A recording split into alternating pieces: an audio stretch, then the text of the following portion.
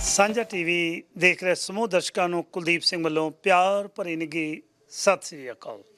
ਆਓ ਤੁਹਾਨੂੰ ਲੈ ਕੇ ਚੱਲਦੇ ਹਾਂ ਅੱਜ ਇਹੋ ਜੀ ਸੰਸਥਾ ਦੇ ਵਿੱਚ ਜਿੱਥੇ ਮੇਰੇ ਪਾਤਸ਼ਾਹ ਨੇ 550 ਵਰੇ ਪਹਿਲਾਂ ਇੱਕ ਸੌਦਾ ਕੀਤਾ ਸੀ, ਖਰਾ ਸੌਦਾ ਜਿਹਨੂੰ ਸੱਚਾ ਸੌਦਾ ਕਹਿੰਦੇ ਆ। ਮਾਪਿਆਂ ਨੇ ਭੇਜਿਆ ਗੁਰੂ ਨਾਨਕ ਪਾਤਸ਼ਾਹ ਨੂੰ ਕਿ ਜਾ ਪੁੱਤਰ ਕੋਈ ਨਾ ਕੋਈ ਵਪਾਰ ਕਰ। ਉਹ ਜਿਹੜਾ ਕੀਤਾ ਹੋਇਆ 550 ਵਰੇ ਪਹਿਲਾਂ ਵਪਾਰ ਸੀ ਉਹਦੀ ਰੱਖੀ ਹੋਈ ਨਹੀਂ। ਕੈਨੇਡਾ ਦੇ ਵਿੱਚ ਦੁਨੀਆ ਦਾ ਸਭ ਤੋਂ ਪਹਿਲਾ ਸਿੱਖਾਂ ਦਾ ਆਪਣਾ ਫੂਡ ਬੈਂਕ, ਪੰਜਾਬੀਆਂ ਦਾ ਆਪਣਾ ਫੂਡ ਬੈਂਕ ਜਿਹੜਾ ਸਰੀ ਅਤੇ ਡੈਲਟਾ ਦੇ ਵਿੱਚ ਸੇਵਾ ਕਰ ਰਹੇ ਆ।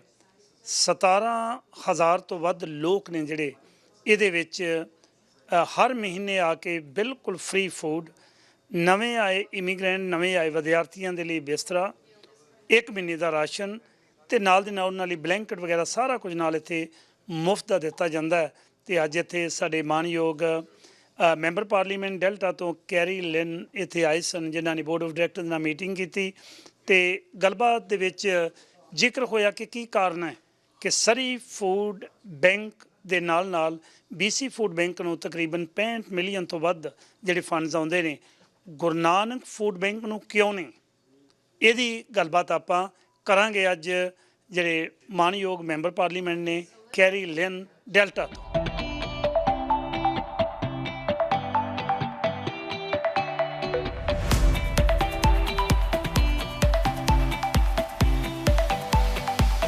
ਸਾਂਝਾ ਟੀਵੀ ਅੱਜ ਗੁਰੂ ਨਾਨਕ ਫੂਡ ਬੈਂਕ ਡੈਲਟਾ ਦੇ ਵਿੱਚ ਜਿਹੜਾ ਵੇਅਰ ਹਾਊਸ ਉੱਥੇ ਪਹੁੰਚੇ ਹੈ ਅਤੇ ਉੱਥੇ ਮਾਣਯੋਗ ਮੈਂਬਰ ਪਾਰਲੀਮੈਂਟ ਕੈਰੀ ਲਿਨ ਜਿਹੜੇ ਪੇਸ਼ੇ ਤੌਰ 'ਤੇ ਪਹਿਲਾਂ ਵਕੀਲ ਵੀ ਰਹੇ ਨੇ ਬੜਾ ਲੰਮਾ ਸਮਾਂ, ਅਤੇ ਅੱਜ ਉਹਨਾਂ ਨੇ ਗੁਰੂ ਨਾਨਕ ਫੂਡ ਬੈਂਕ ਨੂੰ ਵਿਜ਼ਿਟ ਕੀਤਾ ਹੈ। ਆਓ ਫਿਰ ਉਹਨਾਂ ਨਾਲ ਕਰਦੇ ਹਾਂ ਵਿਸ਼ੇਸ਼ ਗੱਲਬਾਤ। Carolyn, thanks for coming to Guru Nanak food bank today. What was the main purpose for coming to food bank today? I wanted to understand the scope of what the food bank, Guru Nanak Food Bank here in Delta and in Surrey are doing. I'm a Surrey Member of Parliament, so a South Surrey White Rock, but I wanted to understand the kinds of goods they're helping people with. It isn't just food here, it's also household goods and supplies, things that help young mothers like formula, diapers, that sort of thing. So they're doing a lot of very good work. They have almost 18,000 people a month that they are servicing in the 2 locations. So we have a time right now in Canada with high inflation, high cost of living, and people are suffering. We have tripled their volume, they tell me here. Okay.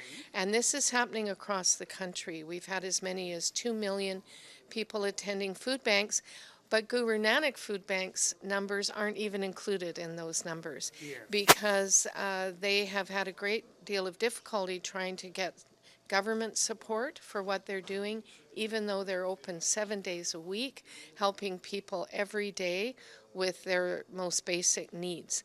So I wanted to understand and meet the people running the program here, wonderful people who give so much, so many volunteers helping the community. I'm very impressed. Yeah. And actually you are talking about around 18,000 people are getting food every month regularly. And there are a lot of other food bank too, Surrey Food Bank and BC Food Bank and other province too. I think so. This is one of the largest food bank in Canada, I could say. And all other food banks are getting funds from the federal government and provincial government. Why not this food bank? That's part of what I came here today to try and understand. There is an organization, a society, the Society of BC Food Banks. Guru Nanak is not part of that. They sought membership. So far that has not happened, even though there's been pronouncements by members of the provincial government saying there would be funding coming. It has not happened. And a society is a private structure, so it appears that they have control over their membership and they have not included Guru Nanak Food Bank, even though this food bank in its 2 locations are servicing so many people in need. They are open more days a week, 7 instead of 5. Yeah. And they also are reaching out into the community to make sure that maybe shut-ins or people who have a hard time getting here can also get help and service. So I think this is wrong. I think that government should be looking at this amazing model and successful model supported by small business people and entrepreneurs in the community. Government should also be helping them deliver these services. Government officials are coming, member parliaments are coming, mayor is coming here, and even premier came here. Prime Minister of Canada came here on this food bank, but they are just talking. There's no physical work. Practically, there's nothing. They are not getting any single penny from the government. What is the reason for that? Because that money is going only to the BC food bank, not Guru Nanak Food Bank. Why? Well, from what I am understanding, even though those people in positions to do something about this say that they like what's happening here and can clearly see, as I have, how many people are being helped. From all communities, by the way, all ethnicities. If you're in need, you can come here and get support and help. And they make it very easy. It's a very dignified process here. They're very mindful of people's privacy. It's an excellent model. So those people coming here, including the Prime Minister, come and take advantage of coming here to see the good works, but they've actually not done anything. And that distresses me. I am certainly going to go back and talk to our leader, Pierre Poilievre, and us as common sense conservatives to see what we can do to help. And also when we form government in the future, not to forget the people who are doing this kind of good work in the community. But provincially, and I'm not a provincial member, but provincially, it's just not good enough to say, well, go and ask the BC Food Bank Society, we give them money. The BC Food Bank Society is a private society that have not extended membership to Guru Nanak Food Bank. Their reasons, I don't know, I can only speculate, but it is wrong that the government is only giving money to one society if that society is not inclusive of all the people doing the work. So I think my recommendation today was then you have to apply separately. You are a recognized society, you have a CRA number for tax receipts, you have strong community support, you've been operating for several years, you're clearly responding to a community need.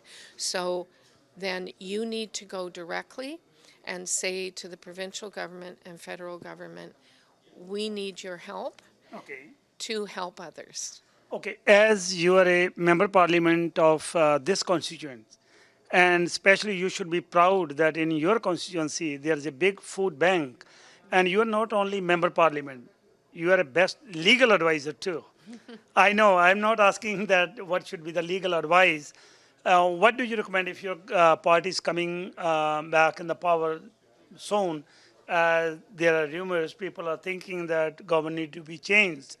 And what is the plan? What do you think if your government is coming? Is there any way that you can guide them how they can get those funding from the federal government and provincial government?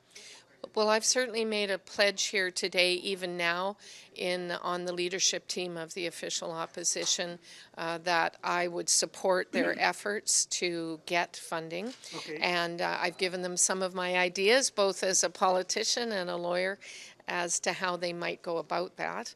And we will have many more discussions, I'm sure. I know a lot of the people involved with the food bank here. I've known them for many years, and I understand the good work that they do. So I want to be a part of it. I'm happy to be a part of it.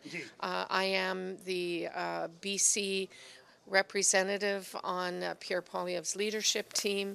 This is not just a BC issue, it's a Canadian issue, but for us here in the Lower Mainland, this kind of service needs to be recognized. it will continue to be recognized by the community. I'm sure the donors and supporters will continue, but government should do its part as well.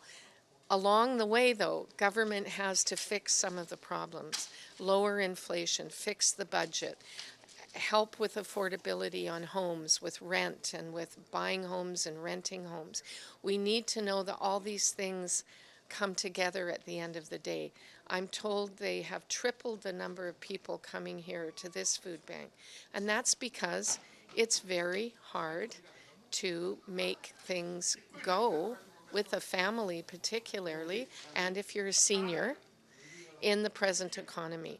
So our focus is to fix that budget, axe some of the high taxes, the carbon tax. It's our platform to axe that tax, which costs everyone more. We tried to get all the carbon tax taken off of home heating, for instance. We're in a cold country. I mean, here in the Lower Mainland, we're blessed to have the best weather, but Canada generally is a cold country. And the government, the Liberal government, refused that.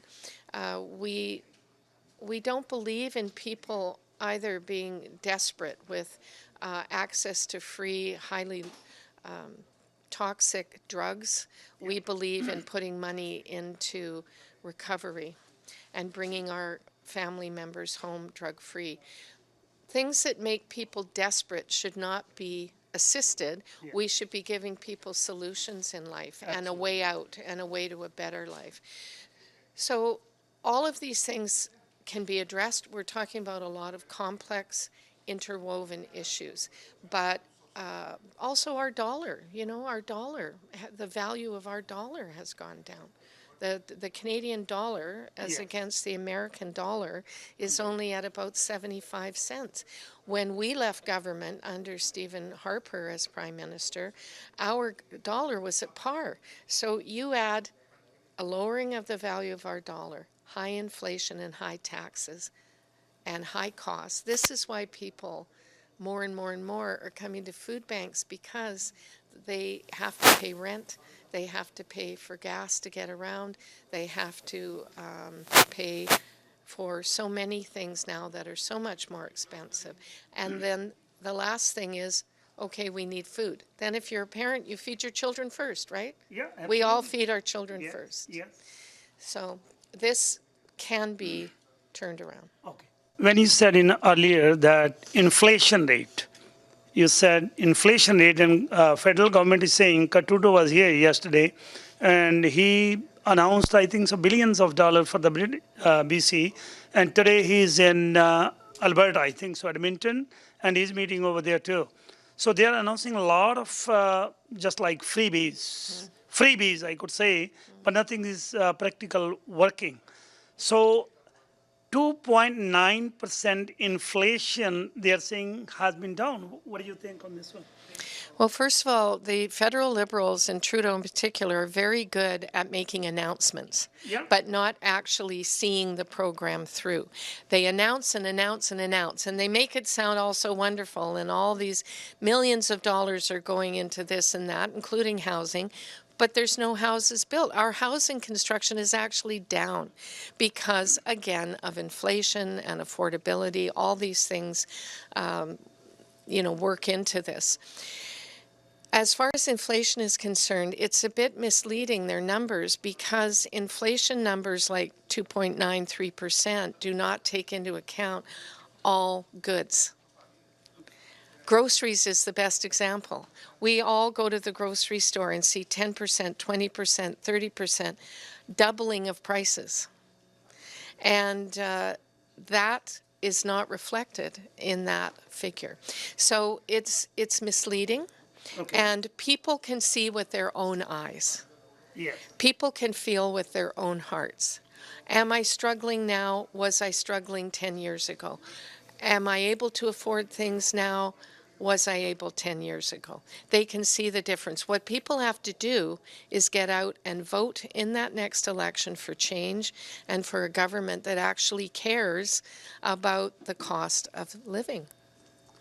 Absolutely. I was just talking to the board of the directors. I think so these board of directors are not getting paid. Instead of getting paid, they're paying from their pockets to run this Guru Nanak Food Bank. I hope a lot of politicians came here. Prime Minister came, Premier came, and your party's leader came here. Just talking, there was no hope. But today, I was talking to the board of director. They were very impressed with your suggestions. Not only being a member of parliament, just like I said, that you are a legal expert too. So I hope you will be the role model for this food bank, and in near future they will get some funding from the government.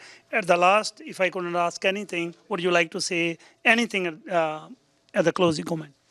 I just want to say that life wasn't like this before Justin Trudeau became Prime Minister, so it doesn't have to be like this. Okay. We can, it's going to be a lot of work, but we can turn this around with the different priorities, and the priorities must be the people.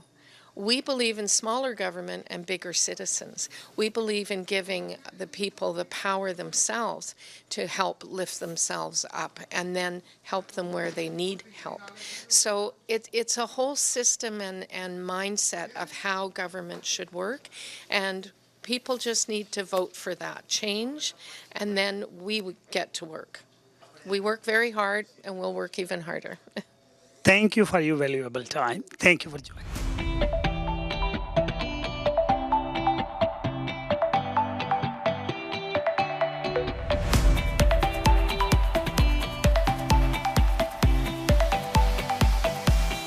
ਕਾਲ ਖਾਏ ਕਿਛਤੋਂ ਦੇ ਨਾਨਕ ਰਹਾ ਪਛਾਣੈ ਸੇ।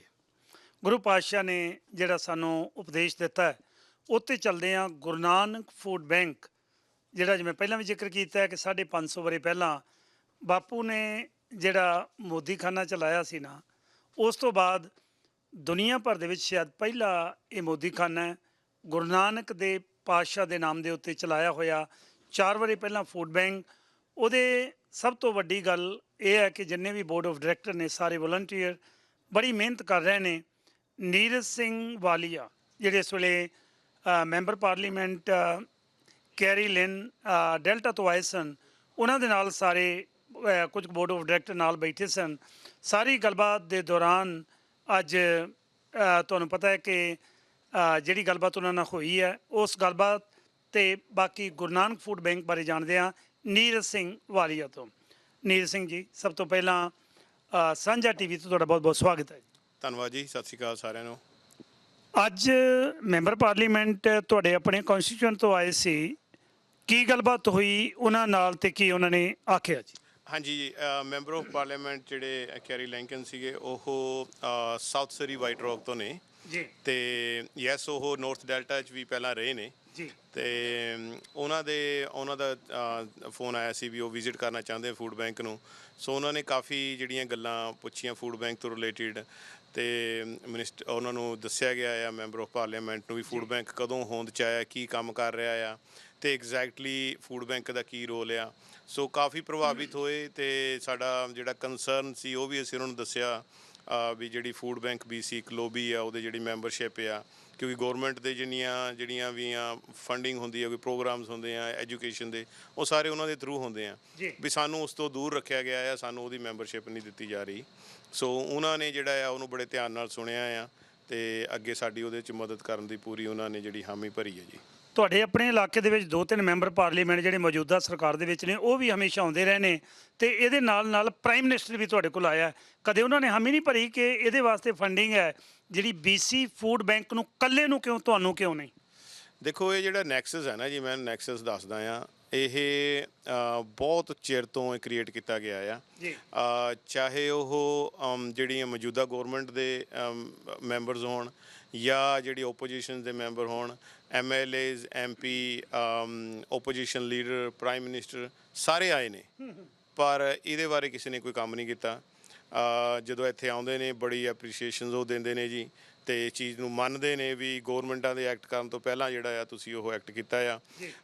ਕੌਮ ਨੂੰ, ਪੂਰੀ community ਨੂੰ ਇਸ ਚੀਜ਼ ਦੀ ਵਧਾਈਆਂ ਦਿੰਦੇ ਥੱਕਦੇ ਨਹੀਂ, ਪਰ ਫਿਰ ਕਿਤੇ ਨਾ ਕਿਤੇ ਜਾ ਕੇ ਮੂੰਹ ਮੋੜ ਲੈਂਦੇ ਆ ਜਦੋਂ ਰੀਅਲਿਸਟਿਕ ਜਿਹੜਾ ਕੰਮ ਕਰਨ ਦੀ ਲੋੜ ਪੈਂਦੀ ਆ ਵੀ ਕਰੋ ਹੁਣ ਇਹਨੂੰ ਅਪਰੂਵ, ਅਤੇ ਉਹ ਨਹੀਂ ਕਰਦੇ ਆ। ਬੜਾ ਦੁੱਖ ਹੁੰਦਾ ਆ ਜਦੋਂ ਜਿਸ ਮਿਨਿਸਟਰੀ ਦੇ ਥੱਲੇ ਇਹ ਚੀਜ਼ ਆਂਦੀ ਆ ਉਹ ਹੈਗੀ ਆ social welfare and poverty reductions ministry ਹੈਗੀ ਆ ਜੀ BC ਦੀ। ਉਹਦੇ ਮਿਨਿਸਟਰ ਵੀ ਦੌਰਾ ਕਰਕੇ ਗਏ। ਅੱਛਾ। ਅਗਸਤ 22 ਨੂੰ ਆਉਂਦੇ ਨੇ, ਸਾਡੇ ਨਾਲ ਬੜਾ ਵਧੀਆ ਸਮਾਂ ਬਿਤਾਉਂਦੇ ਨੇ, ਗੱਲਬਾਤ ਕਰਦੇ ਆ, ਚਾਹ ਪਾਣੀ ਪੀਂਦੇ ਆ ਤੇ ਜਾਂਦੇ ਵੀ ਸਾਨੂੰ ਦੱਸ ਕੇ ਜਾਂਦੇ ਆ ਵੀ ਤੁਸੀਂ ਜਿਹੜਾ ਆ ਵੀ ਥੋੜਾ ਜਿਹਾ ਟਾਈਟ ਅਪ ਫੋਲੋ ਵੀ ਹੁਣ ਅਸੀਂ ਗ੍ਰਾਂਟ ਦੇਣ ਜਾ ਰਹੇ ਆ, ਸੋ ਤੁਹਾਨੂੰ ਗ੍ਰਾਂਟ ਜਿਹੜੀ ਆ ਵੀ ਉਹ ਫੂਡ ਬੈਂਕ BC ਥਰੂ ਮਿਲੂਗੀ। ਸੋ ਅਸੀਂ ਵੀ ਫਿਰ ਜਿਵੇਂ ਵੀ ਫਿੱਤੇ ਬੰਨ੍ਹ ਕੇ ਤੇ ਤਿਆਰ ਹੋ ਕੇ ਲੱਗੇ ਵੀ ਹਾਂ ਚਲੋ ਦੇਖੀਏ ਵੀ ਕੀ ਪੈਸਾ ਮਿਲੇਗਾ, ਕਿਉਂਕਿ ਹਮਾਇਤ ਵੱਡੀ ਚਾਹੀਦੀ ਹੈ ਜੀ। ਅਸੀਂ ਇਸ ਟਾਈਮ ਸਭ ਤੋਂ ਵੱਡਾ ਫੂਡ ਬੈਂਕ ਆ BC ਦੇ ਵਿੱਚ ਜਿਹੜਾ ਰੈਸੀਪੀਐਂਟਸ ਨੂੰ ਮਦਦ ਦੇ ਰਿਹਾ। ਸੋ ਜਿੰਨੀ ਮਦਦ ਲਿੱਤੀ ਜਾਵੇ ਜਿਹੜੀ ਕਿ ਟੈਕਸ ਪੇਅਰ ਦੀ ਹੈਗੀ ਆ, ਤੇ ਉਹਦੇ 'ਚ ਇਕੱਲਾ ਪੈਸਾ ਨਹੀਂ ਇਨਵੋਲਵ ਹੁੰਦਾ, ਉਹਦੇ 'ਚ ਬਹੁਤ ਰਿਸੋਰਸਿਸ ਹੁੰਦੇ ਆ, ਪ੍ਰੋਗਰਾਮ ਦੱਸੇ ਜਾਂਦੇ ਆ ਵੀ ਤੁਸੀਂ ਕਿੱਥੇ ਕਿੱਥੇ ਕਿਹੜੀ ਹੋਰ ਹੈਲਪ ਲੈ ਸਕਦੇ ਹੋ। ਜੇ ਤੁਸੀਂ EI ਦੇ ਲਈ ਕੁਆਲੀਫਾਈ ਨਹੀਂ ਕਰਦੇ, ਹੋਰ ਕਿਹੜੀ ਹੈਲਪ ਤੁਹਾਨੂੰ ਸਰਕਾਰ ਦਿੰਦੀ ਬਿਨਾਂ, ਜੇ ਤੁਹਾਡੇ ਹੁਣ ਆਵਰਸ ਕਿਸੇ ਦੇ 650 ਹੈ ਨਹੀਂ, EI ਨਹੀਂ ਮਿਲਣੀ, ਫਿਰ ਦੂਜਾ ਰਿਸੋਰਸ ਕੀ ਆ, ਉਹ ਤੁਹਾਨੂੰ ਉਹ ਟ੍ਰੇਨਿੰਗ ਦੇ ਪ੍ਰੋਗਰਾਮ ਦੇ ਵਿੱਚ ਦਿੰਦੇ ਆ। ਉਹ ਟ੍ਰੇਨਿੰਗ ਵੀ ਉਹਨਾਂ ਦੇ ਥਰੂ ਹੀ ਮਿਲਦੀ ਆ। ਫਿਰ ਤੁਹਾਨੂੰ ਕੋਈ IT ਲਈ ਹੈਲਪ ਚਾਹੀਦੀ ਹੈ, ਸਾਰੀਆਂ ਹਮਾਇਤ ਉਹਨਾਂ ਦੇ ਥਰੂ ਮਿਲਦੀਆਂ। ਪਰ ਜਦੋਂ ਮਿਨਿਸਟਰ ਸਾਨੂੰ ਆਪ ਦੱਸ ਕੇ ਜਾਂਦੇ ਤੇ ਉਹ ਮਿਨਿਸਟਰ ਤਾਂ 1 ਮਿੰਟ 'ਚ ਚਾਹਣ ਤੇ ਉਹ ਕਹਿਣ ਵੀ ਤੁਸੀਂ ਅਪਰੂਵ ਆ ਤਾਂ ਅਪਰੂਵ ਆ, ਤੇ ਕੋਈ ਕੁਝ ਕਹਿ ਨਹੀਂ ਸਕਦਾ। ਮਿਨਿਸਟਰ ਨੇ ਤਾਂ 65 ਮਿਲੀਅਨ ਦਾ ਚੈੱਕ ਦੇ ਦਿੱਤਾ ਫੂਡ ਬੈਂਕ BC ਨੂੰ ਵੀ ਤੁਸੀਂ ਵੰਡੋ ਸਾਰਿਆਂ ਨੂੰ ਜਿਹੜੇ ਕੰਮ ਕਰ ਰਹੇ ਆ। 1 ਮਿੰਟ, ਤੁਸੀਂ ਕਿਹਾ ਕਿ ਮਿਨਿਸਟਰ ਆਇਆ, ਉਹਨੇ ਇੱਥੇ ਦੌਰਾ ਕੀਤਾ, ਦੌਰਾ ਕਰਨ ਤੋਂ ਬਾਅਦ ਉਹਨੂੰ ਇਸ ਗੱਲ ਦਾ ਦੌਰਾ ਨਹੀਂ ਪਿਆ ਕਿ, ਮਾਫ ਕਰਨਾ ਮੇਰੇ ਸ਼ਬਦ ਥੋੜ੍ਹੇ ਜਿਹੇ ਕੌੜੇ ਹੁੰਦੇ ਆ, ਉਹਨੂੰ ਇਸ ਗੱਲ ਦਾ ਨਹੀਂ ਹੋਇਆ ਕਿ ਘੱਟੋ ਘੱਟ ਮੈਂ ਜਿਹੜੇ ਫੂਡ ਬੈਂਕ ਦੀ ਸਿਫਤ ਕਰ ਰਹੇ ਆ, ਜਿਹਨੂੰ ਅਸੀਂ ਦਵਾਨੀ ਅਜੇ ਤੱਕ ਦਿੱਤੀ ਨਹੀਂ, ਉਸ ਫੂਡ ਬੈਂਕ ਨੂੰ ਦੇਣ ਦੀ ਬਜਾਏ ਉਸੇ ਤਰ੍ਹਾਂ ਦਾ ਇੱਕ ਹੋਰ ਫੂਡ ਬੈਂਕ ਹੈ ਜਿਹਨੂੰ ਮੈਂ ਰਿਸਰਚ ਕਰ ਰਿਹਾ ਸੀ, 65 ਮਿਲੀਅਨ ਦੇ ਲਾਗੇ ਤਾਗੇ ਜਿਹੜਾ ਪੈਸਾ ਹੈ ਉਹ ਹੋਰ ਫੂਡ ਬੈਂਕਾਂ ਨੂੰ ਦਿੱਤਾ ਜਾਂਦਾ ਹੈ। ਤੇ ਆ ਜਿਹੜਾ ਮੋਦੀ ਖਾਨਾ ਬਾਬਾ ਨਾਨਕ ਵੱਲੋਂ ਚਲਾਇਆ ਜਾ ਰਿਹਾ, ਉਹਨਾਂ ਨੂੰ ਇੰਨਾ ਪੱਕਾ ਭਰੋਸਾ ਹੋ ਗਿਆ ਕਿ ਸਿੱਖਾਂ ਨੂੰ ਜਾਂ ਇਸ ਗੁਰੂ ਨਾਨਕ ਪਾਤਸ਼ਾਹ ਦੇ ਨਾਮ ਦੇ ਉੱਤੇ ਬਣੇ ਫੂਡ ਬੈਂਕ ਨੂੰ ਪੈਸੇ ਦੀ ਲੋੜ ਨਹੀਂ, ਜਾਂ ਦਿਲੋਂ ਨਹੀਂ ਦੇਣਾ ਚਾਹੁੰਦੇ, ਜਾਂ ਪਿੱਛੇ ਕੋਈ ਰਾਜਨੀਤੀ ਚੱਲ ਰਹੀ ਹੈ? ਸਪਸ਼ਟ ਦੱਸੋ ਥੋੜਾ ਜਿਹਾ। ਰਾਜਨੀਤੀ ਤਾਂ ਖੁੱਲ੍ਹ ਕੇ ਆ, ਇਹਦੇ 'ਚ ਤਾਂ ਕੋਈ ਸ਼ੱਕ ਨਹੀਂ ਜੀ।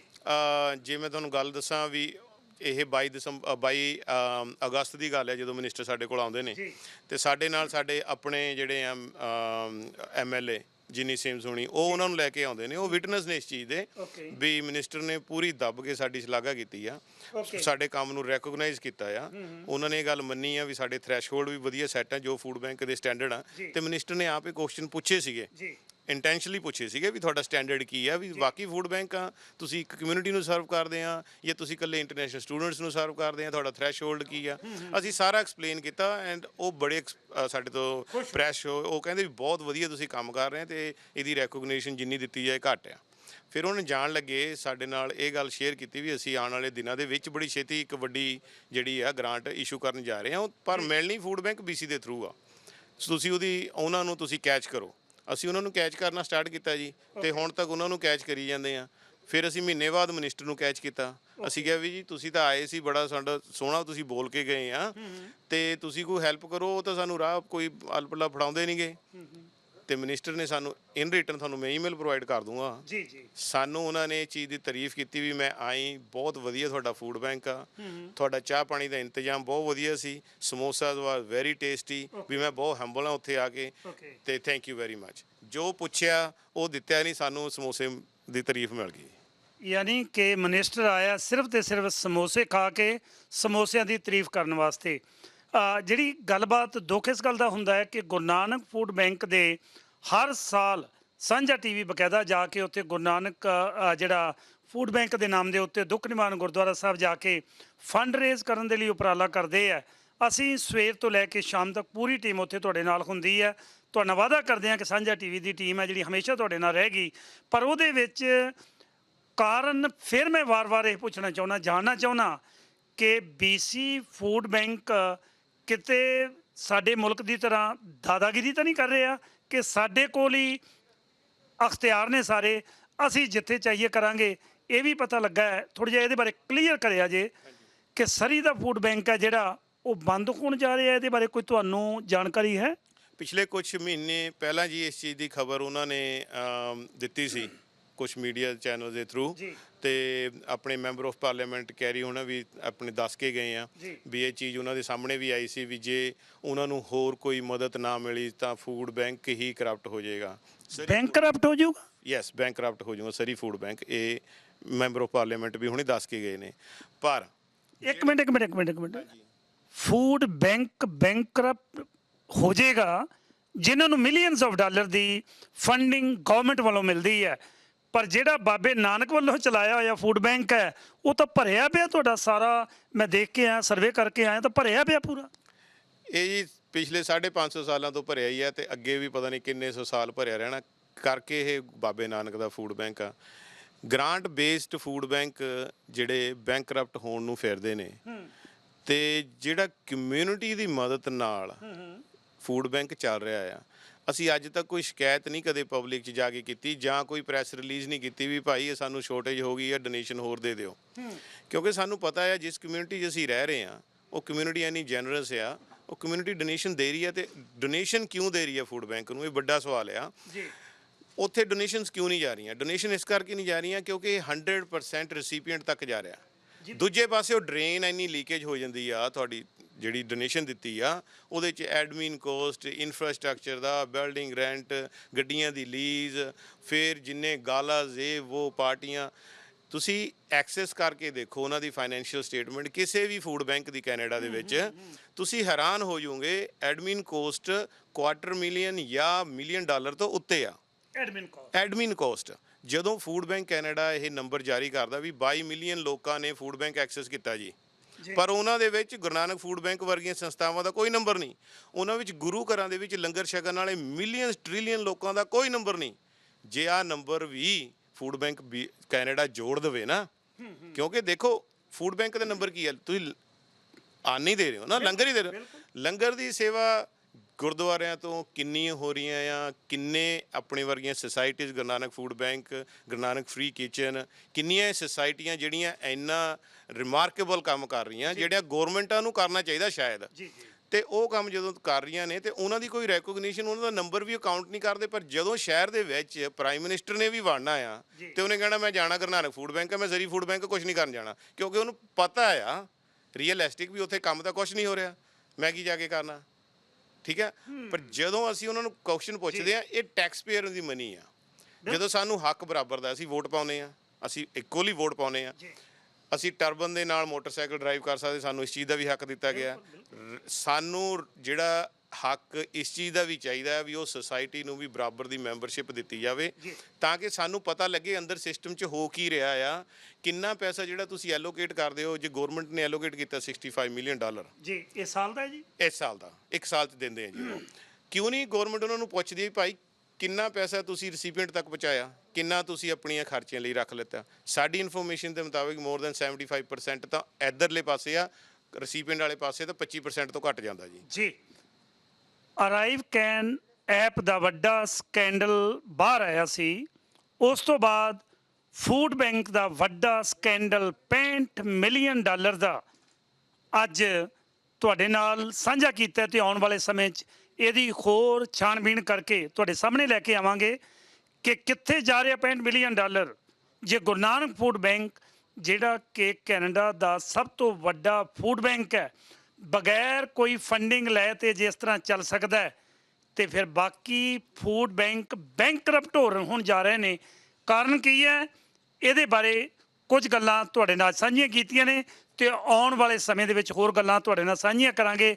ਨਾਲ ਦੀ ਨਾਲ ਆ ਜਿਹੜੇ ਤੁਸੀਂ ਚਿੱਠੀਆਂ ਮੈਂਬਰ ਪਾਰਲੀਮੈਂਟ ਵੱਲੋਂ ਦੇਖ ਰਹੇ ਹੋ, ਫੈਡਰਲ ਗਵਰਨਮੈਂਟ ਵੱਲੋਂ ਦੇਖ ਰਹੇ ਹੋ, ਤੇ ਨਾਲ ਦੀ ਨਾਲ ਇਹ ਚਿੱਠੀਆਂ ਜਿਹੜੀਆਂ BC ਪ੍ਰੋਵਿੰਸ਼ੀਅਲ ਗਵਰਨਮੈਂਟ ਵੱਲੋਂ ਦੇਖ ਰਹੇ ਹੋ, ਇਹ ਤੋਂ ਤੁਸੀਂ ਅੰਦਾਜ਼ਾ ਲਾ ਸਕਦੇ ਹੋ ਕਿ ਸਾਡੇ ਰਾਜਨੀਤਿਕ ਨੇਤਾ ਕਿੰਨੇ ਕੁ ਸੁਹਿਰਦ ਨੇ ਇਸ ਗੁਰੂ ਨਾਨਕ ਫੂਡ ਬੈਂਕ ਦੇ ਲਈ। ਉਮੀਦ ਹੈ ਕਿ ਅੱਜ ਦੀ ਇਹ ਗੱਲਬਾਤ ਤੁਹਾਨੂੰ ਚੰਗੀ ਲੱਗੀ ਹੋਏਗੀ। ਆਪਣਾ ਪ੍ਰਤੀਕਰਮ ਤੇ ਆਪਣਾ ਵਿਚਾਰ ਜ਼ਰੂਰ ਦੇਣਾ, ਕਿਉਂਕਿ ਸਾਂਝਾ TV, ਸਾਂਝਾ ਸਾਹਿਬ ਬਾਪ ਹਮਾਰਾ, ਸਾਰਿਆਂ ਲਈ ਸਾਂਝਾ ਹੈ, ਸਾਰੇ ਧਰਮਾਂ ਲਈ ਸਾਂਝਾ ਹੈ, ਸਾਰੇ ਵਰਗਾਂ ਲਈ ਸਾਂਝਾ ਹੈ, ਸਾਰੇ ਫਿਰਕਿਆਂ ਲਈ ਸਾਂਝਾ ਹੈ। ਇਸ ਕਰਕੇ ਸਾਡਾ ਯਤਨ ਹੁੰਦਾ ਹੈ ਕਿ ਜਿਹੜਾ ਕੋਈ ਵੀ ਕਮਿਊਨਿਟੀ ਦਾ ਚੰਗਾ ਕੰਮ ਕਰਦਾ ਉਹਦੇ ਲਈ ਅਸੀਂ ਅੱਗੇ ਆ ਕੇ ਪਹੁੰਚਦੇ ਹਾਂ। ਤੇ ਆ ਸਾਂਝਾ TV ਅੱਜ ਉਚੇਚੇ ਤੌਰ ਦੇ ਉੱਤੇ ਗੁਰੂ ਨਾਨਕ ਫੂਡ ਬੈਂਕ ਜਿਹੜਾ ਡੈਲਟਾ ਦੇ ਵਿੱਚ ਹੈ ਉੱਥੇ ਪਹੁੰਚਿਆ ਹੈ, ਤੇ ਆ ਕੇ ਬਕਾਇਦਾ ਮੈਂਬਰ ਪਾਰਲੀਮੈਂਟ ਨਾਲ ਜਿਹੜੀ ਗੱਲਬਾਤ ਕੀਤੀ ਹੈ, ਉਮੀਦ ਹੈ ਤੁਹਾਨੂੰ ਪਸੰਦ ਆਈ ਹੋਏਗੀ। ਅਗਲਾ ਪ੍ਰੋਗਰਾਮ ਲੈ ਕੇ ਫਿਰ ਹਾਜ਼ਰ ਹੋਵਾਂਗੇ, ਤਦ ਤੱਕ ਲਈ ਰੱਬ ਰਾਖਾ।